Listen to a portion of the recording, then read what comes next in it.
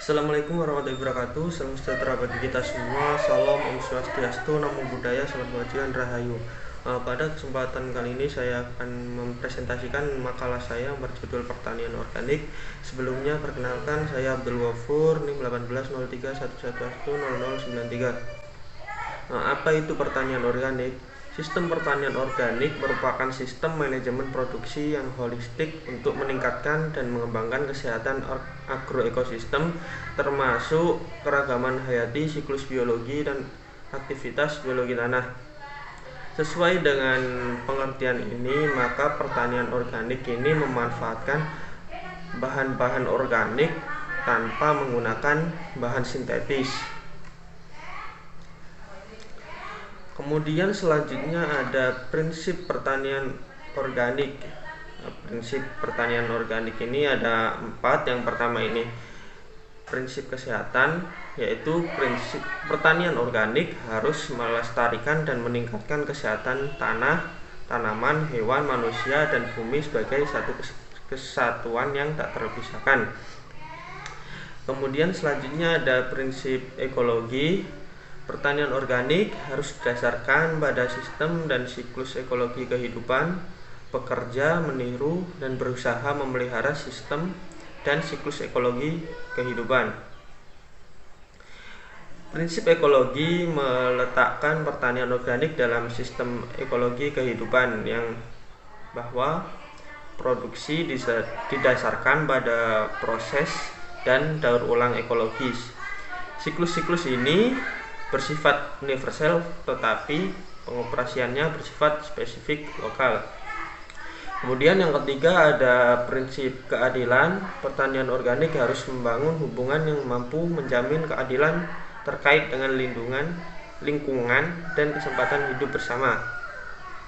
Kemudian yang keempat ada prinsip perlindungan. Pertanian organik harus dikelola secara hati-hati dan bertanggung jawab untuk melindungi kesehatan dan kesejahteraan generasi sekarang dan mendatang serta lingkungan hidup.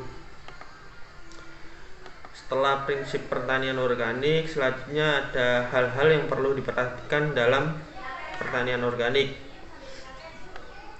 Hal yang perlu diperhatikan dalam pertanian organik yang pertama, bahan dari hasil rekayasa genetika tidak dibolehkan digunakan dalam pertanian organik, baik pada sektor produksi maupun pengolahan hasil.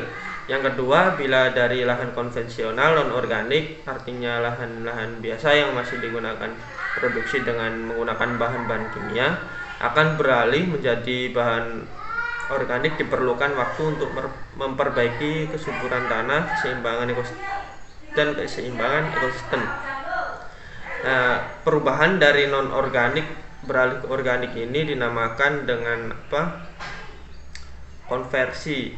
Ada beberapa persyaratan konversi atau transisi dari organik, yaitu apabila tanaman semusim dilakukan 12 bulan sejak terakhir menggunakan bahan kimia. Kemudian apabila tanaman tahunan 18 bulan sejak terakhir menggunakan kimia.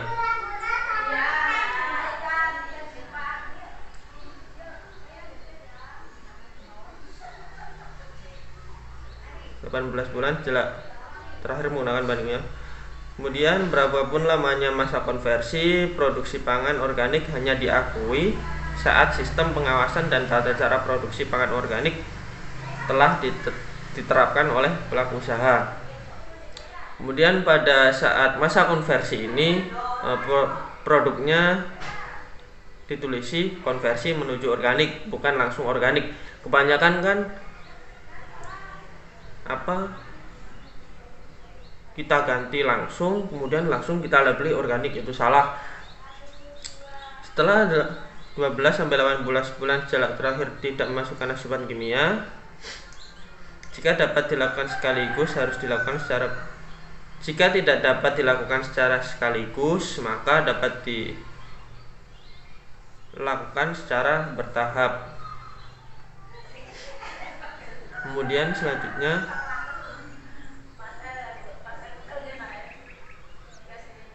pengelolaan Pengelolaan pertanian organik dilakukan berdasar komitmen untuk terus-menerus menerapkan sistem atau pola produksi organik.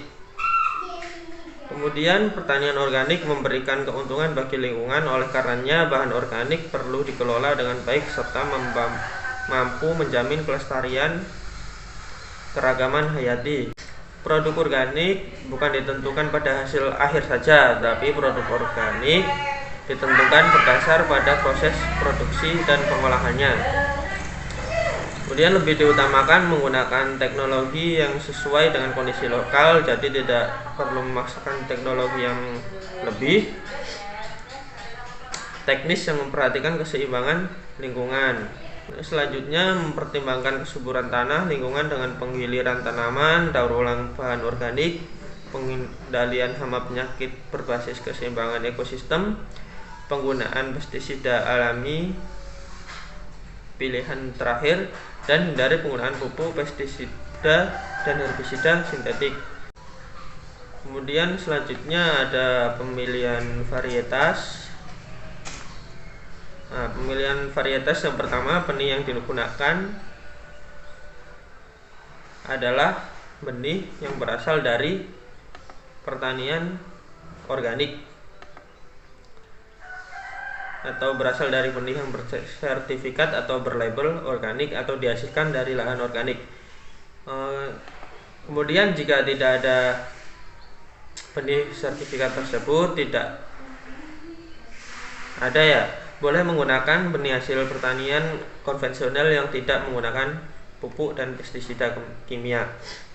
Selanjutnya, apabila tidak terdapat benih yang bersertifikat dari pertanian konvensional yang tidak menggunakan pupuk dan pestisida kimia, maka boleh menggunakan benih non-organik, tapi dibatasi hanya sekali saja. Kemudian selanjutnya ada pemupukan. Hal-hal yang perlu diperhatikan dalam pemupukan antara lain ketersediaan mikroba, tanaman atau hewan dihasilkan dari bahan organik menjadi dasar bagi program pemupukan dan penyuburan lahan. Kemudian pemberian bahan organik jumlahnya cukup untuk menjaga kandungan humus dan kesuburan tanah dalam waktu yang lama. Yang ketiga, bahan alami yang diberikan harus melalui pengomposan atau pembusukan sebelum digunakan di lapangan. Selanjutnya ada pengendalian hama penyakit tanaman. Yang pertama, diutamakan menggunakan tanaman dan varietas adaptif. Di sini dimaksudkan agar tanaman itu tidak mudah terserang penyakit dan lebih adaptif pada lingkungan. Yang kedua, cara pengendalian dianjurkan berupa penggiliran tanaman yang sesuai, pemupukan yang cocok dengan kondisi tanah dan tanaman, penyiapan tempat pembibitan sejak awal, penggunaan mulsa, pengendalian secara mekanis, memotong daur hidup hama, dan pelestarian musuh alami. Selanjutnya, cara yang diperbolehkan untuk pengendalian adalah pengendalian secara fisik, pemasangan perangkap, penanaman tanaman penolak hama. Demikian presentasi dari saya, kurang lebihnya saya mohon maaf. Wassalamualaikum warahmatullahi wabarakatuh.